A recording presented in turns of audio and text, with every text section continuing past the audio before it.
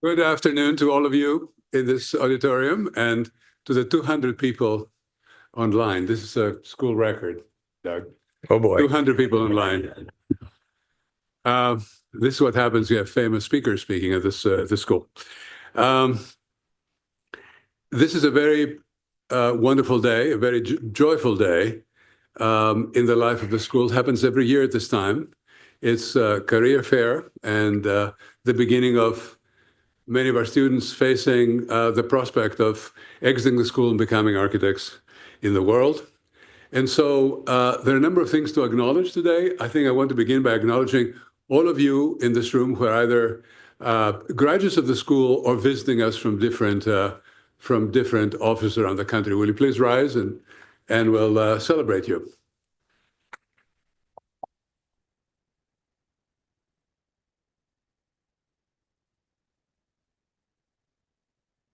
The second person I'd like to acknowledge is Dan Cook. I can see him down there.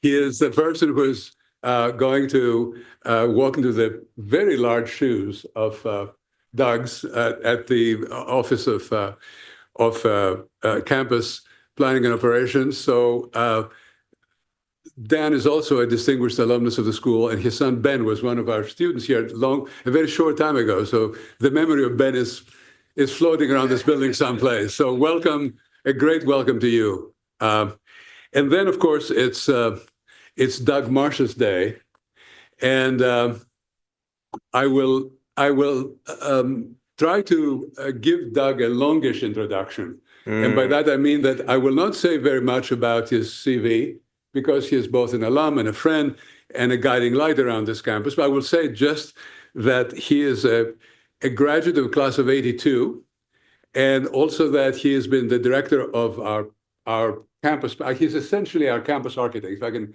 use that generous term, has been that for 30 years, which is actually a remarkable accomplishment in itself.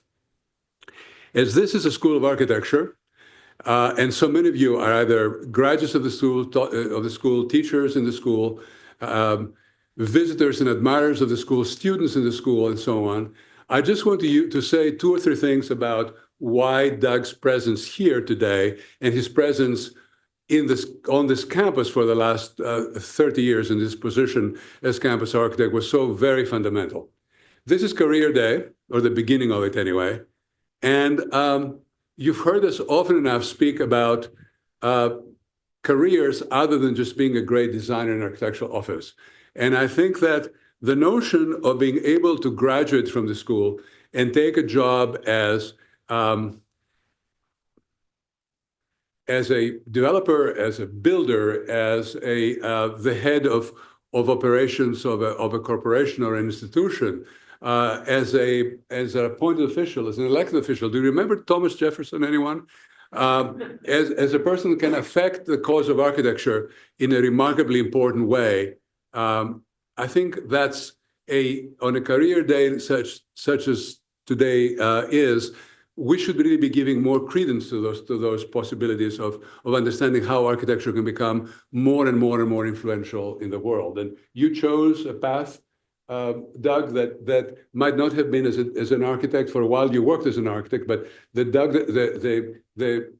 path that you chose as a professional following your individual practice as an architect brought you, I think, to a position where you could develop and do a lot more about the cause of architecture than you could have done as an individual practitioner or the head of a practice.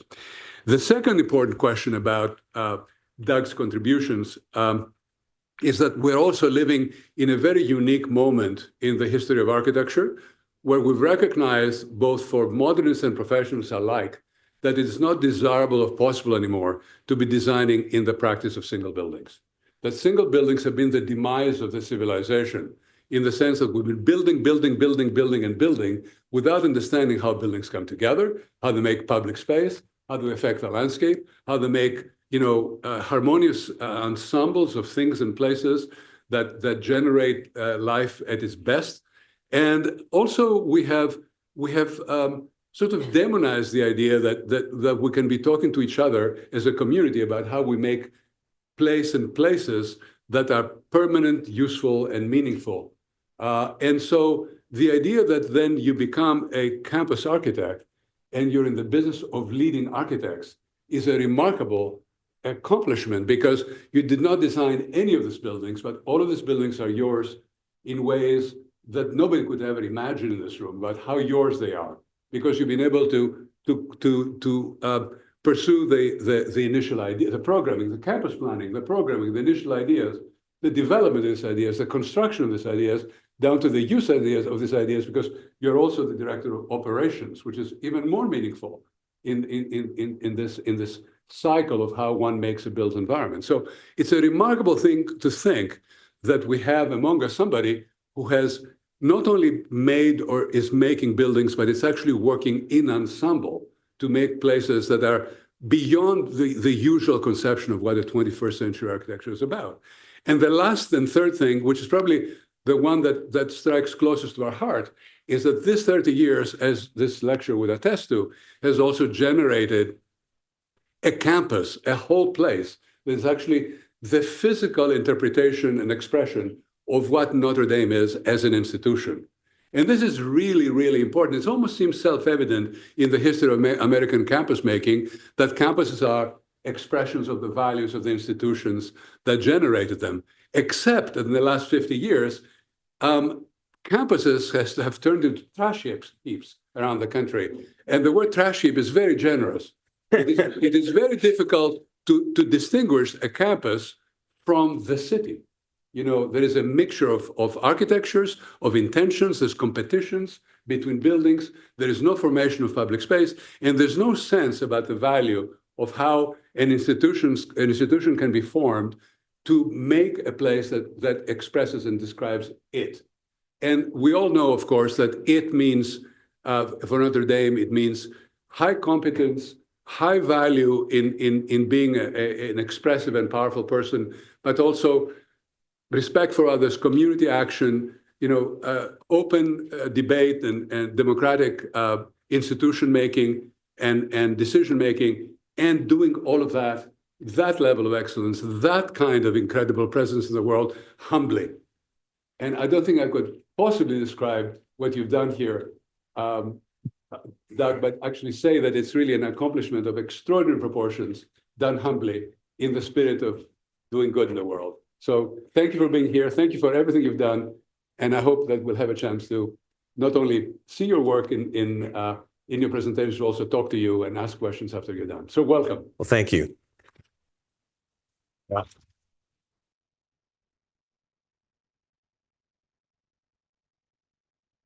Thank you. Extraordinarily generous and warm and kind words, Stefanos. It is simply an honor beyond any I could have imagined to be here with all of you in this building, this space, with friends, family, colleagues, coworkers, extraordinary team I have, and most of all, most special, our students. It's an honor to share reflections of our campus, particularly through the lens, as I start, of I consider three great builders of Notre Dame. Leaders who were visionary in every sense, that oversaw at least one transformational moment in the history of our beloved campus. Of course, that has to begin with our founder, Father Edward Sorin. Sorin was many things, had many attributes, many strengths, incredibly creative, of course, courageous, went through all kinds of challenges to see his dream fulfilled. And despite having, to our knowledge, no training in architecture or planning, turned out to have a real innate skill of it, as evidenced by this early map of campus. You talk about placemaking, as Stefanos appropriately started to describe. Here at Notre Dame, at the top is a cluster of buildings that Sorin formed, and they're cradled by these two lakes left behind the glacier. And then he draws this mile-long vista, Notre Dame Avenue. He writes it in there. And then he creates another place at the very bottom. He plats this otherwise unsettled part of the northern edge of this little village, still called, South Bend, not really a city yet. and he plats out properties, single-family homes for folks to come and live and help him build this great university. That's the street grid that's there to this day. You can see, barely make out, maybe the front row can see Napoleon and St. Vincent and Francis Street. And he inscribed, you can see partially in the curve, named it after himself, Sorensville. Well, back on campus, there are two principal buildings at the time. The building to the left was the first church he constructed. But Soren always wanted to have a Gothic church, a truly Gothic church inspired by everything he had seen from his days in France. And so a few years after this photo was taken, construction began in front of, so south of this church, to eventually construct the basilica that we have today. It took 25 years, actually, to complete that dream. To the right is main building 2. The first building that he constructed to act as the university essentially was just too small. He took it down, constructed this 6-story structure, put a tin roof on it, a tin dome, a tin representation of Mary at the top. But that was going to be the principal building forever. And at the time, think about it, it was the entire university in here. It was where the students took their classes, but it's also where they slept. It's where they took their meals. It's where they studied chemistry. It's where the teachers taught and officed. It was the first collection of botanical specimens in that space. It was the first art museum. But of course, those of us know the story well. A fateful day in 1879, just about this time of the year, roofers, it's always the roofers,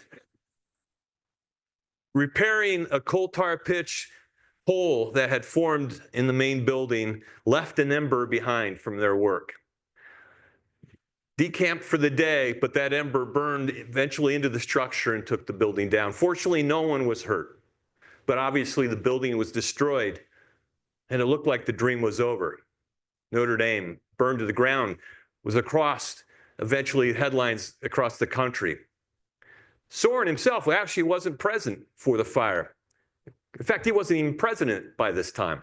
He had turned over the reins to Father Corby. Soren was in Montreal, ready to take the next transatlantic trip back to Le Mans, France, probably looking for more funds to help grow Notre Dame. Corby sent a rider very quickly up to Soren, to Montreal, to stop Soren. He came back with a handful of days, and he walked among the ruins. Very quietly, stoically, thinking what had happened, but more importantly, what he would do next.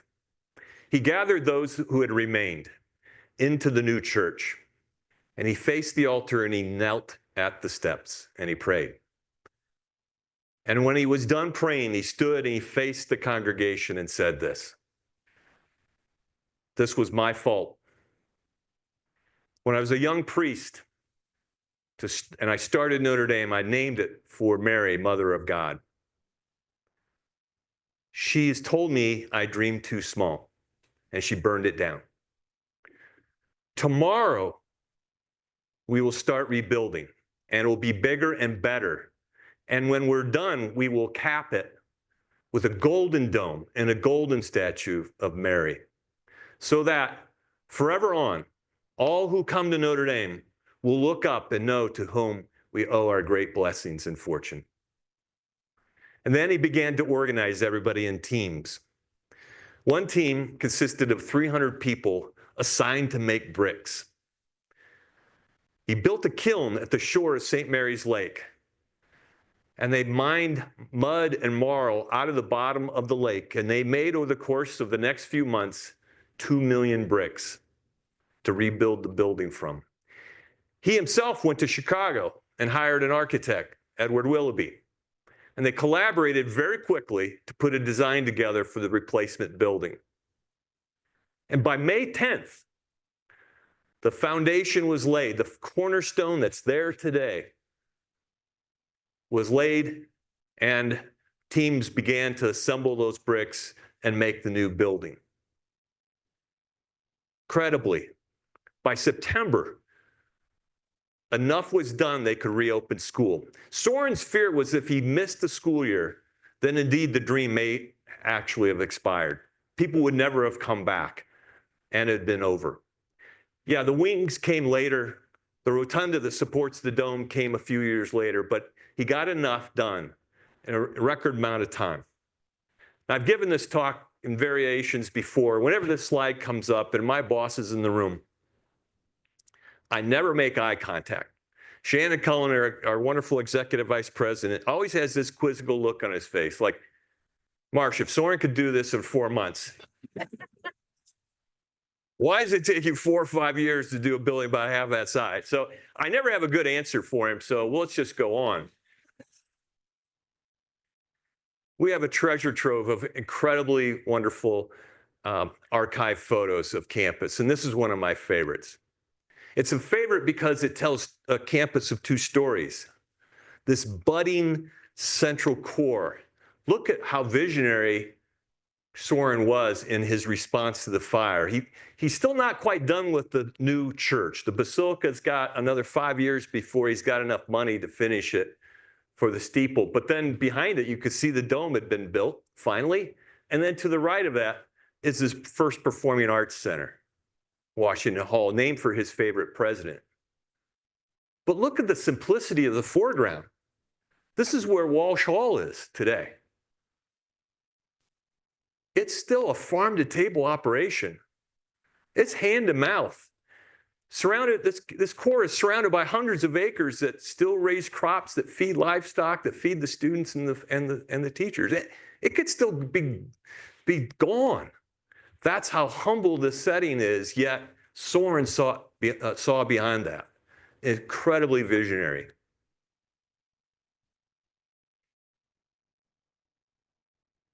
Electricity came to North America at the end of the 19th century and came to South Bend eventually, and somebody gets the grand idea of circling Our Lady's head in a halo of electric lights, this newfound thing. And these 5 intrepid souls get tapped to climb the dome. You can see 2 of them are on her shoulders, 217 feet in the air, with the task of getting that done, and 3 others are hanging on to the left there with their life in their hands. Here's up close. You can see just the cocky nature of this guy, almost peeved that somebody would bother to take a photograph.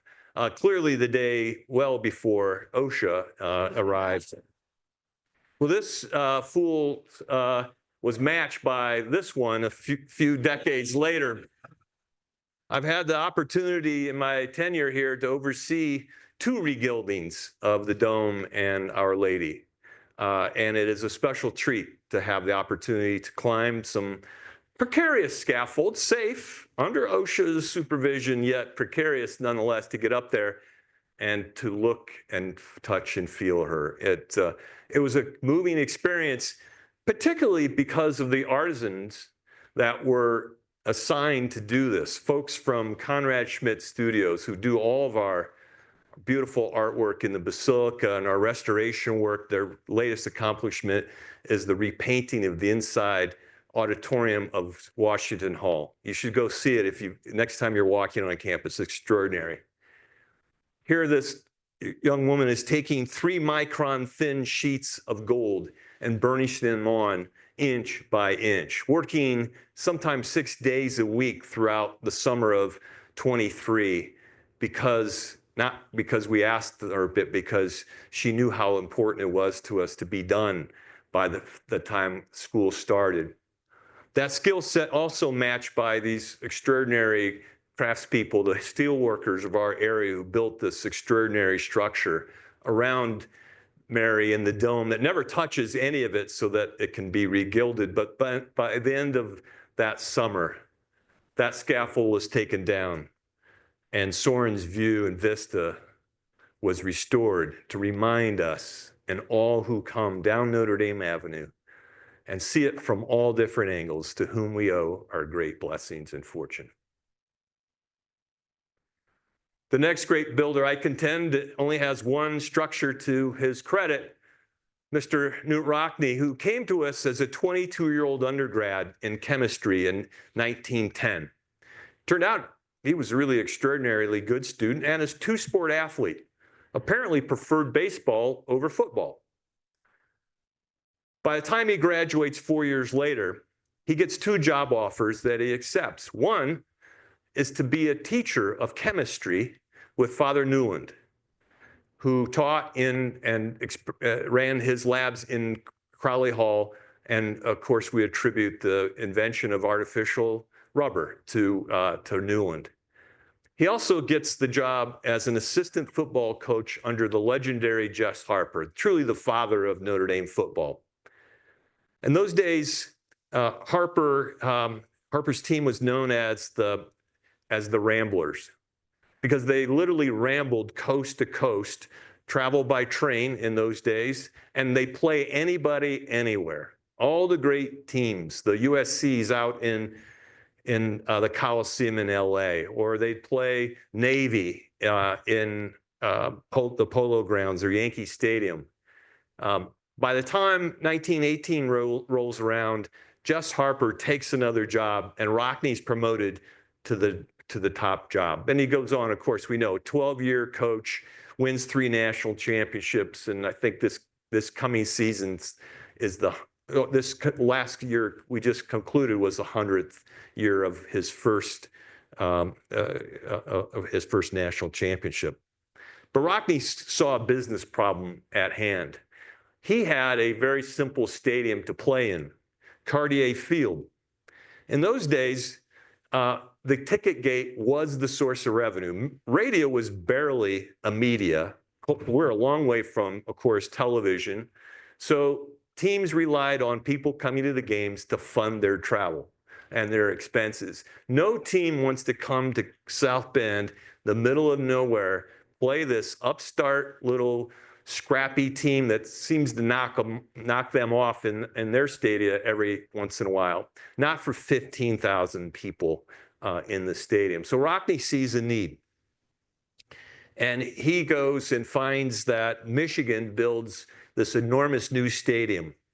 And he learned that the Osborne Engineering Company out of Cleveland, Ohio, did that project. He hires them to design plans for Notre Dame, which essentially is a replica of Michigan Stadium, just smaller, didn't need 100,000 person capacity. And he takes the plans to the president of the university at the time, Father Matthew Walsh, coincidentally. And he says, I need this, and tried to justify it several times. But Father Walsh said this: Rock, we've got some other priorities. We've got to get all of our students on campus. Some of our students are, in fact, downtown. And in fact, you saw last year, we celebrated the 100th anniversary of a pretty historic moment in South Bend's history with our students fighting the KKK to send them packing. That was a signal that Father Walsh needed to bring those students onto campus, and he wanted to build 3 new dorms: Lyons, Howard, and Morrissey. And then he also needed to build a dining hall to feed them, the South Dining Hall. So he told Rock, when those are done, bring your plans back.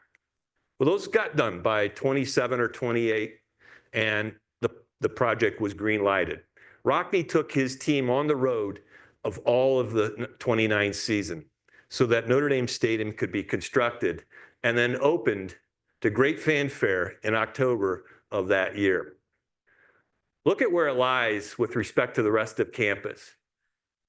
You can almost hear them having a conversation. Let's put it way out there. Campus will never come here. And in fact, it's separated by a road. Eddy Road is going on the west side of the stadium. Look at all those cars. If they only knew about tailgating.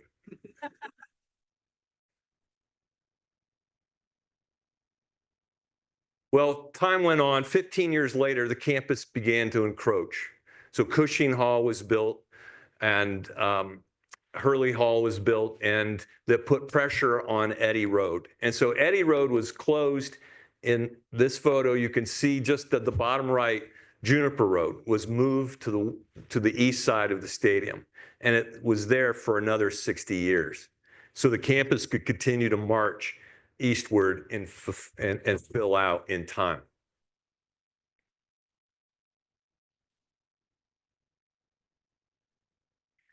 Eventually, of course, the campus engulfs Notre Dame Stadium, particularly highlighted by the capstone project completed now incredibly 8 years ago with the Campus Crossroads project, which brought academic, student life, and meeting space, conference space to the heart of this zone of campus. And activating the stadium, unlike any other athletics venue is done in the country. We owe that to Rockne's vision. And of course, any conversation about great builders at Notre Dame has to include the second founder of Notre Dame, as he's often referred to, Father Ted Hesburgh. Here he is at the groundbreaking with the Board of Trustees for the building that eventually bears his name, Hesburgh Library, first called Memorial Library. Father Ted inherited a university in 1952 as president that wasn't thriving. And in fact, it barely escaped World War II in terms of its financial stability. And the academy wasn't very strong. In fact, I'll read a brief quote from Hesburgh's autobiography, God, Country, Notre Dame, about the condition of the university he found when he became president. Our student body had doubled, our facilities were inadequate, our faculty quite ordinary for the most part, our deans and department heads complacent, our graduates loyal and true in heart, but often lacking in intellectual curiosity, our academic programs largely encrusted with the accretions of decades, our graduate school an infant, our administration much in need of reorganization, our fundraising organization non-existent, but our football team national champions. I love that. He knew he had to have a transformational moment early in his leadership. And so he dreams of building the largest university library in the country at 500,000 square feet, something that would really signal to the world that we want to be taken serious and something that would draw great faculty back to Notre Dame. He had no business thinking about it because he had no resources, but it worked out coincidentally that the Ford Motor Company's foundation was looking to invest in upstart universities, schools like an early Stanford or Johns Hopkins University or a University of Notre Dame. In fact, they came to Father Ted and they offered him a 2-to-1 grant. They would give him $6 million if he raised 12. And in true Father Ted fashion, he said no. He'll use that as leverage to go 3-to-1. He'll raise 18 to get to the 6 because he could not only then build the building, but he also could attract the faculty, fill it. And in record time, in the first formal fundraising campaign of the university's history, he raised that money and it allowed him to build the building. And here it is, 14-story structure on the Indiana prairie. Likely the tallest building between Chicago and Cleveland at the time. It was a remarkable vision, an incredible moment, made only more special by his decision to put the Lord on the south elevation. The mural, the Word of Life mural, where Jesus is surrounded by saints and scholars. To be the backdrop that is the most photographed, I contend, especially on the happiest and most important day of every school year here at Notre Dame, Commencement Sunday. Here, Father Ted is late in life, looking out from his office on the 13th floor from that library, looking out over the campus he helped create. He was teamed in leadership with Father Ned Joyce throughout the 35 years of their leadership. Father Ned was the executive vice president and oversaw construction in those days. They were prolific builders. They built 35 buildings in those 35 years. Here they are early in their leadership, looking over the architect's latest models. Now, the campus architect, if you will, at those times was Ellerby Associates out of Minneapolis. They, in fact, were running the operation in terms of new building design for, by and large, the most part, for 40 years, starting with the early part of the 50s. One of the ideas they came up with was this cluster of new residence halls surrounding this Space Mountain-like chapel north of this new library. Now, not all of it got built. Of course, 2 of them did. Grace and Flanner, that of course, in the 90s, we converted to office buildings. But it was also in those early 60s, I think they were change orders to the library. We got a couple other gifts. We got the Stepin Center up to the right. I'm often kidded about that building because I actually love that little building. It's been an inspiration for me for 30 years. I see it outside my window every day. And our students love it. The 450 different events get planned and organized inside that building every year. The building at the bottom, you know that's the old computing math building. It's the headquarters of ITC, or our IT team to this day. But it was, for a long time, the place of the first and only computer on campus. I contend that it was inspired by the IBM computer punch card. Now, if you're younger than 50, you have no idea what I'm talking about. Our students are like, what is that? But this is how we programmed computers back in those days. There was a transformational moment during Father Ted's tenure that we were grateful to have missed. This is from our archives. At this time, think in the 50s, tradition was pushed aside. Post-World War, modern was good.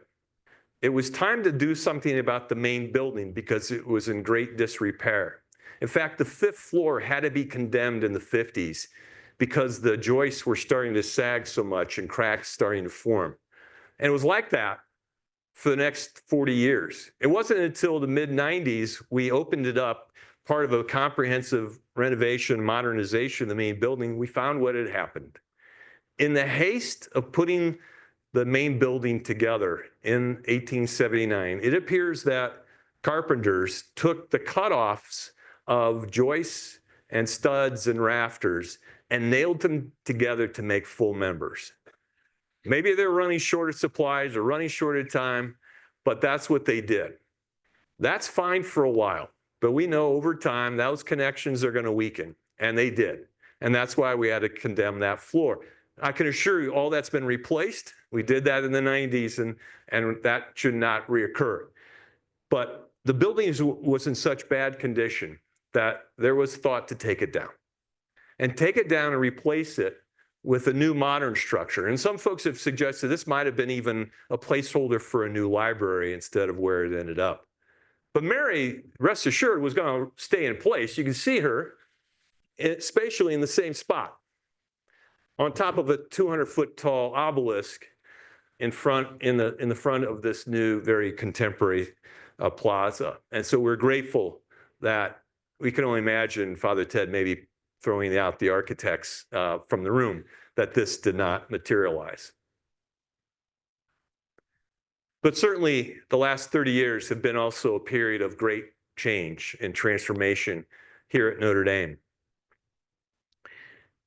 I think what started it all was a gentleman that I think is connected by phone, and that is our incredible alumnus, John Berge, the class of '56, world-renowned, preeminent architect who would join the board of trustees in the early 1990s. And he saw a need. He saw a need to form a group inside the university that actually could better represent the growth and continued design of our campus, rather than have outside firms tell us what we should do. He also advocated for the formation of a committee from the board to help guide that work, so that we could get back to our roots, informed by our history and our tradition, informed by Soren's original plans, to make sure we were consistent with those. and that we were about making places and a campus more cohesive rather than one building at a time, as Stefano has described. John, I owe an incredible amount to you. If you're listening, I want to thank you publicly because you were an extraordinary mentor to me, and you were also incredibly patient. John taught me what it meant to be a successful university architect. He had high standards, but he was incredibly patient. As I said, we spent a lot of time on this campus together talking about it. And they realized that we had to come back to our vocabulary, what we do well, what's Notre Dame known for. And so there was an opportunity with a new program, a desire to build a new bookstore and visitor center. And this was the moment in time. This is about 1996, 97, to think about going back to those roots. And so we studied very carefully the buildings that are most beloved at that time. Think about Dillon Hall and Alumni Hall. And he helped identify a firm, the SLAM Collaborative, to do that. And so this was the first foray, first response to that, of bringing those talents in-house and marching forward to begin a series of projects that were much more informed by our past. He also advocated the formation and the preparation of a campus plan, a new master plan, if you will. This is the latest version, 2024. You can get this on our website, on the university's website under facilities. But and I invite you to do it. It's a short read, unlike many other master plans. But it basically describes our planning values. What's important to us here at Notre Dame? They should be timeless, that they'll carry on. And years following even Dan Cook's tenure as as a leader on the team, which will be long in coming. But if we stick to those planning tenets, Notre Dame will not change for the worse. It will always be guided by these incredible principles. One of the recommendations of the first generation of that plan was to close Juniper Road and move and realign Angela Road that had sort of awkwardly been designed in the 40s to come in this sort of weird suburban swope, curvilinear fashion, if you will, because it was going to block our further development. We had over 200 acres isolated on the east side of campus. And so with a lot of work, some bit of pushback and remonstrance from the community, but eventually we showed them our plan. And that was to keep Notre Dame small, to keep it compact, keep it walkable, that we were not doing this to invade into those surrounding neighborhoods, but to actually to protect them and to have our traffic drawn to the campus through these new perimeter roads rather than through the heart of campus, through other networks of roads that intersected with those. And we eventually got it approved. It wasn't that long ago, campus looked like this, where the DeBartolo Quad was really left to chance. There was this, again, awkward road, these weird intersections. To the south of Eddy Street, about where it is to this day, there was this Five Corners intersection. There was a bar literally on every corner. Now, I know I have some classmates listening from 82. They would maybe call those the good old days, but we've straightened those roads out. And so that is the intersection now is where the home of Trader Joe's is located. And that's the anchor for this extraordinary $300 million economic development project that we know as Eddy Street Commons in the Triangle that has spurred further reinvestment into this neighborhood that, again, not long ago looked like this, dominated by absentee landlords who are more than happy to rent substandard housing to our students.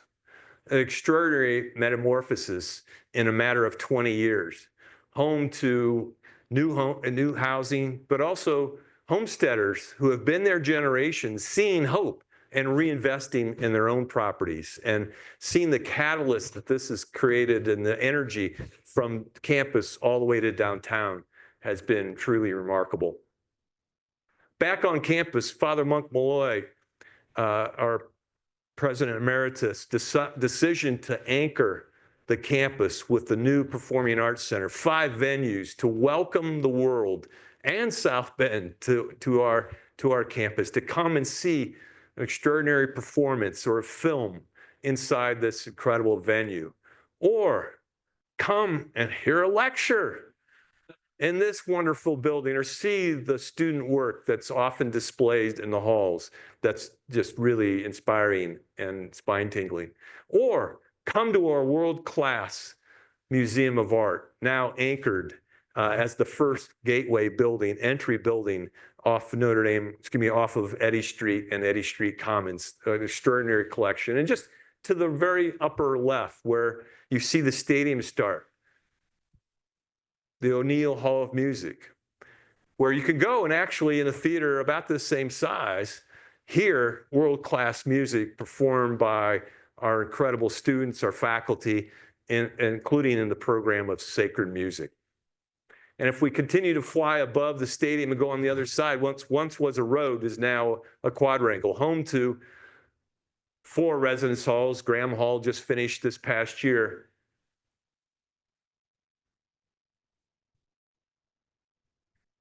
And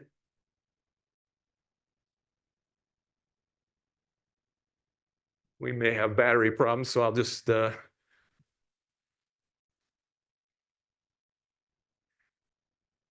McCourtney Hall just finished the second version of that, the second wing of that, home to 450,000 square feet of Class A research space that will help our research teams begin to develop answers for some of the biggest problems our world faces.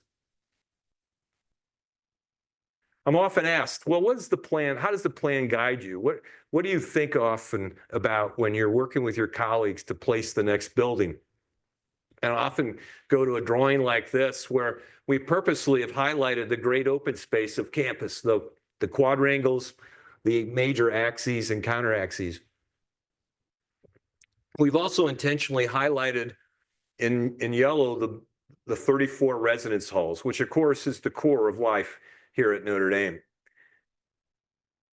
And we've bracketed them in this version, showing 2 rectangles that I think act like arms that embrace those buildings and then show the proximity to the academic buildings.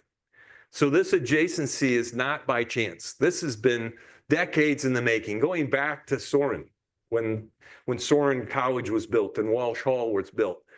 That adjacency that helps us promote the pedestrian nature of Notre Dame so that no walk is too far from one class to a residence hall or back. Key to achieving this sort of a success of planning like this is to think about the entire building stock. These are examples of buildings that have replaced others that served us well for decades, but over time came to their end of their service life, where we could put better designed, bigger buildings, thus densifying the campus, bringing more people to a square foot to prevent the campus from sprawling at the edges. And so we've been able to do this over the last probably 15 years in terms of these 5 examples, and we'll continue to look for more opportunities. Currently in progress are 2 new residence halls replacing Fisher Hall, which was my dorm next to the South Dining Hall, and Pangborn Hall. And come next summer of 26, the new Coyle Hall, a men's hall, and a new women's hall, Therese Mary Grosjean Hall, will be opened to a new community, two new communities here at Notre Dame.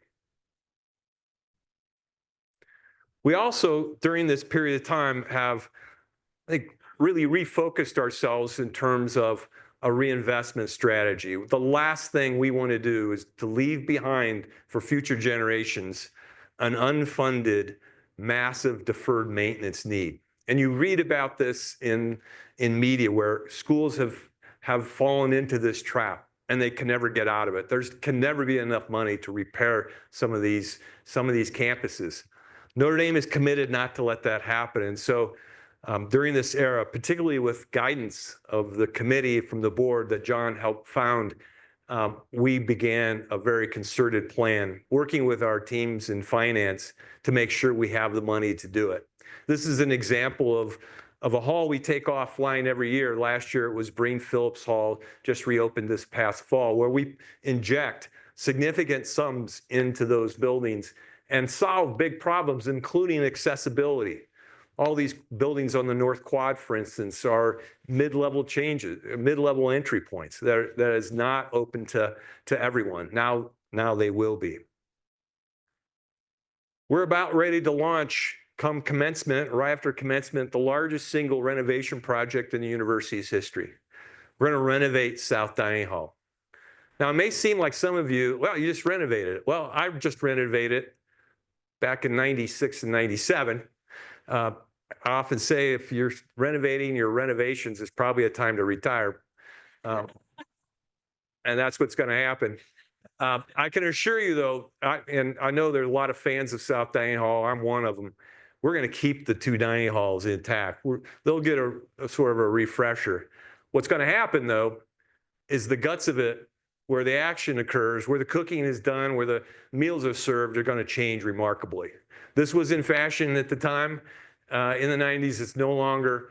It'll be replaced by a daylit, beautiful space where there's actually clear-story windows up at the very top of the center part of the building, and we'll reveal those, and it'll be a remarkable transformation. It'll be 2 years of really tough work. Let me just say, students that you eat there, be patient with us, please. It'll be a good project, but and we'll keep the dining hall open during the period of time, but it'll be a big lift. This also, the last 30 years, has been a point of time, particularly in the last 15, of an awakening about the university's role in sustainability. And Laudato Si from Pope Francis really helped spur our plan on. This is a chart I'll quickly explain. This is about the university's scope 1 and 2 carbon emissions. This is what comes out of the power plant in terms of carbon, and what comes out of our utility partners, AEP, in the electricity we buy. The plan that we adopted back in about 05, 07 was the purple curve. We never got, at the very end, 2050 to zero. That wasn't acceptable. We went back and we have attacked it with much more diligence, and the green area highlighted by the red line is where we're at in our path to get to zero. And our goal is by 2030 to be at a 65% reduction of our 2005 baseline. And so we're making great progress. How are we doing that? Number one, geothermal. You've seen the 2,500 wells, if you've been around campus the last several years, drilled to 350-foot depths to then tie together and use the Earth's temperature as a heat bank to store excess heat in the summer and to pull it out of the ground and heat our buildings in the winter. It just happens to be that we're in a great geologic zone to do that and a great temperature zone to do that. So we balance. We won't overheat or take away too much. It's a play that we're really excited about. It requires us to convert our buildings to low temperature hot water instead of steam so that we can eventually retire the boilers that are fueled by natural gas. In this era, we've also stopped burning coal. We did that about 4 years ago. Father John challenged us to get it done in 5 years. We did it in 4. Again, following Laudato Si. We also are trying to develop other concepts to help save energy. One of them is to hold off on air conditioning buildings until you really need it. As you can tell tonight, it's a little warm in here. It's a little early to turn on an air conditioning. And so it's going to be cold tomorrow. We're held back on chilled water. We also pulled back our set point policy so that we're not giving everybody the ability to get 72, or if your preference is 68, we ask everybody to sort of be a little, share in the sacrifice so that we don't spend excess carbon on energy to make custom temperature ranges. We also committed to build a hydroelectric dam on the South Bend, on the St. Joseph River, taking the city's license on the existing dam, putting turbines under the park just south of where Stefanos lives at the Cascade, brings that energy, about 5% of our daily electricity use, in a direct line right to campus. And now a solar array you can see being built on the west side of campus. That'll be about 1% of our energy, but we also are a partner in AEP's solar array, which gives us about 40% of our electricity for their array out in Granger. So all these efforts are giving us these results. We're about halfway there at 48% reduction, but there's a lot of work yet to come in the decades in front of us. I'll wrap up with this before we turn it over to questions, and that is those tenets of planning here at Notre Dame. The first one is the most important to us, and that is everything we do shall be informed by a sacramental vision and our Catholic heritage. After all, Notre Dame is not a place purely of study. It is a place of prayer. It is not a place purely of academic pursuit and research. It is a place of spiritual formation. The tenet calls for us to reflect that sacramental vision throughout all of our work. These are some examples, old and new. The addition 100 years ago over the east portal of the Basilica reminds us who we are, where we are.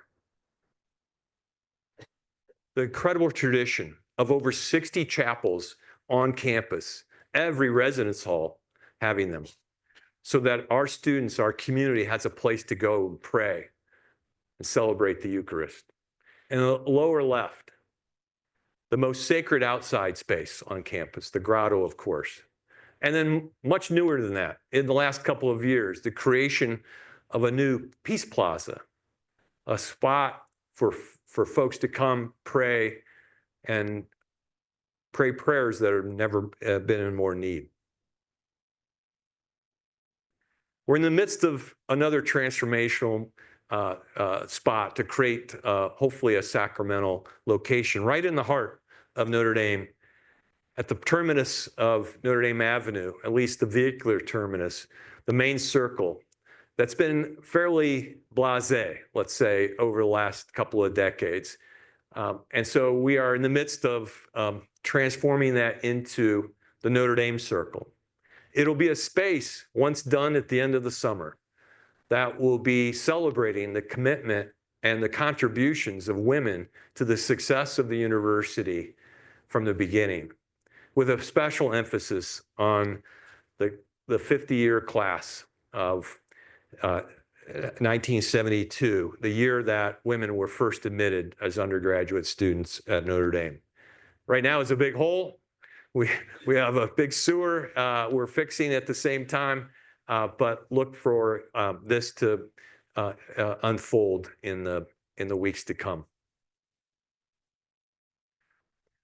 I think I'll leave it at this, and then again we can invite questions if there's time. This is an extraordinary place. We know it. We all love it. But it isn't about the buildings. It isn't about the trees and the spaces solely by themselves. Notre Dame is a place of love. Yes, it is love of place, but it's love of mission. It's love of each other, care for each other, and care for ourselves. And it's love of our Lord. Thank you for being here tonight.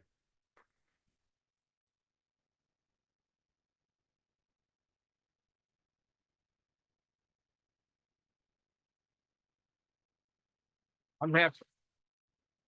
Let's go for that. Thank you. I think there's some time for questions. Happy to take some questions. You know, you had race planner go up and all of a sudden the thought was, well, that's not a good idea to separate students by the floors like that. And about 15 years ago, there was kind of a plan for a dorm that would be like a large family area in the center with small rooms around that. And that concept was never created. How do you come upon making the decision on building a dorm, and who makes those? That's a great question. We ask our students. We actually meet with them. We focus group what works well in our tradition of our residence halls and what can we improve on. We looked at the suite style where every student would have a private space, come out, there'd be a little family room.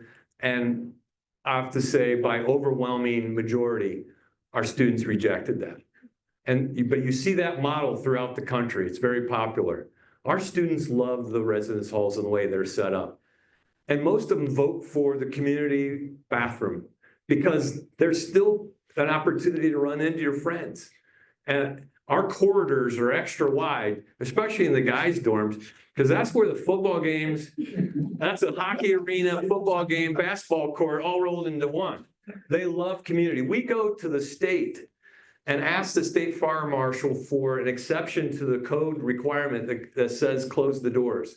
You're supposed to have a closer on all the doors. And because we have a fire station here, 24/7 operation, and we have sprinklers in our buildings, they give us that exception so that the doors stay open. You can walk by it and you can see your buddy in there or your girlfriend, and you come in, you chat, and that's what makes community. And so that model, we quickly rejected. Our students said we don't want it. Other questions? Yes, sir. So I've noticed that a lot of the newer buildings use the same sort of yellow brick that was original to campus.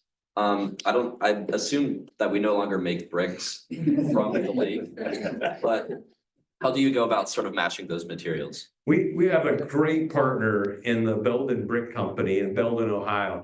I think they've sent 25 or 26 family members through Notre Dame over the decades, and they make great brick. And they're the home of our brick in almost every case. We challenged them a few years ago to match that. We call it the Soren brick, because you're right, we can't make them. The codes don't let us do that. There's plenty of mud left in the lake. We could probably do it. Good student job, make those bricks, but I don't think the code allows us to do it. So they found a really good new brick that's a great representation of it. And it's based on the clay. It's still, of course, an organic material, and they did a great job finding it for us. And are there just stockpiles of the old original brick lying around? Because I see them put into the new buildings in small amounts. We have not a stockpile. We have a handful, and we use them for repairs. Don't go looking for them. In the back. Hello, thank you for that talk. I'm also a fisherman, so thank you for knocking down that dorm. Very pleased. Yeah. Could you talk about Campus Crossroads? Where did the inspiration to do that with that space come from? And was there any pushback to that approach? It was a great idea that originated. I'll give credit to our just recently retired athletics director, Jack Schwarbrick, who came to Father John originally with the idea of we have this building that's starting to become in the middle of campus and it's a dead zone. And as people walk by, you can't get to it. It's all locked up. We use it 6 or 7 days a year. What a waste. So I also saw an opportunity for some reinvestment there to create meeting space that could have double duty used on game day for the fans who have been asking for it, but also solve space problems. The folks in music or anthropology or psychology who are now occupy their whole departments in those buildings, they continue to grow. It's a really remarkable solution there. And there was pushback. There was concern that the buildings would be BMS too large.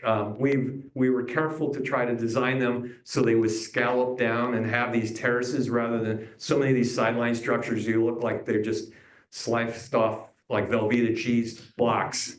And we didn't want that. And so, you know, by and large, the feedback we get is that they're somewhat successful.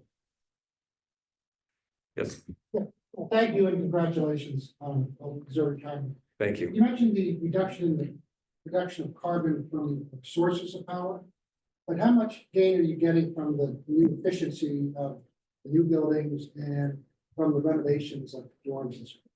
It's difficult to measure, but no question we're getting a boost from it. When we replaced an old building that had very inefficient envelopes, mechanical systems, and we put in a contemporary version of that now, and in most cases, a LEED certified building, which requires us to put in the Cadillac of air handling systems and heat recovery. In fact, I'll just note, at the conclusion of when those halls are done and a couple of other buildings completed in the next 18 months, Notre Dame will have 32 LEED certified buildings. And we hope with McCourtney #2 that just finished will be our first platinum LEED building. They will encompass 33% of campus square footage now being a LEED certified building. So to your excellent point, the buildings we're creating are much more efficient, replacing older ones that weren't. By the way, that reduction on the carbon considers added square footage. Hello, I'm wondering what is the thought process behind historic preservation here on campus? I know one of the oldest buildings, Corby Hall, was knocked down and replaced with a building with a similar footprint and size. I'm wondering why we knock down buildings such as Corby Hall while Washington Hall, we redo the frescoes and have more attention to one building rather than the other. And does that go through a board? What's the process? And yeah, just learning a bit more about that. Sure, it's a great question. So Corby, we tried to save. In fact, we started off with a project to renovate, but we found this when we started digging into it.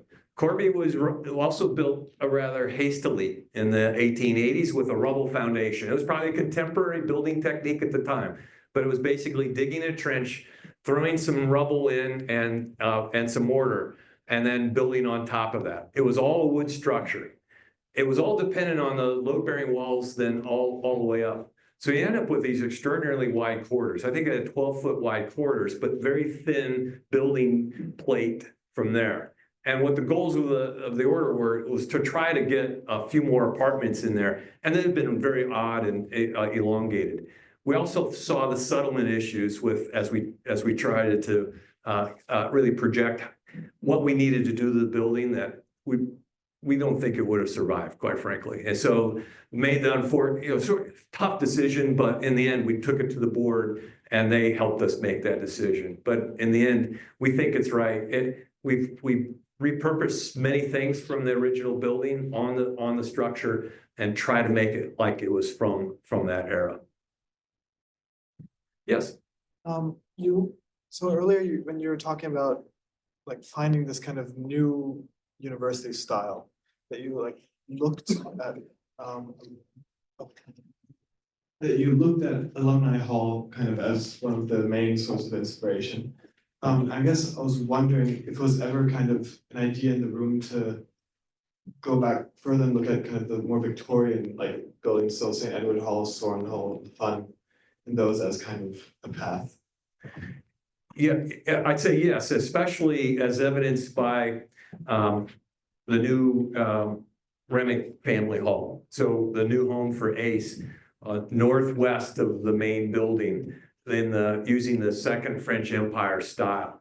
We call that our sort of French quarter of campus, and picked off details from the main building, which it would be hard to classify what style that's from. It's pretty eclectic mix of details and styles, but certainly informed by St. Ed's and the Bronson that was preceded that. So we are not wedded solely to a collegiate Gothic character. A look at the Racklin Murphy Museum of Art as being very much a neoclassical structure, and we hope to finish that zone out as a neighboring space. So we've left space between this building and it for a new visual arts center. Doug, there's a question online from one of our listeners and viewers. Joseph Devlin is asking, was it ever considered to use the underquad areas for expansion especially given the South Bend climate? The underground. I think so. Okay, it's actually been asked before. We have about 10 miles of walkable concrete tunnels throughout campus, and then miles and miles of other utilities. We don't recommend to be in the tunnels, and they're not really occupiable. It's about 125 degrees in there. So despite a lot of insulation on those steam lines, it's a little toasty in there. It'd be a real challenge to try to do subterranean structures at this point in the development of campus. Joe, Can you talk about Soaring Hall? What happened there what happened at Soaring Hall? with the renovation? Oh, yeah, Soaring, we actually continued, I guess, a tradition of addition. Soaring Hall originally, the first building in America dedicated solely to college residents. So it was another sort of first for Soaring. Eventually had two wings. It was just a bar-shaped building, north and south, and then the two arms were added in time, and then we just finished it off. We put an addition off the back because we decanted. That Soaring Hall, we're not supposed to call it Soaring College. Soaring Hall has had no community space at all, and so we felt like we needed to add some more square footage. So we kind of finished off the square and then renovated the rest of it. Plans for buildings such as Grace and Flanner Hall that kind of disrupt the whole energy and aesthetics of that quad currently? For this room, I'd say they're on a watchful wait. We'll keep them safe and we'll keep them dry, but we don't foresee them in the long-term plan. Maybe Dan will have under his watch the opportunity to take them down.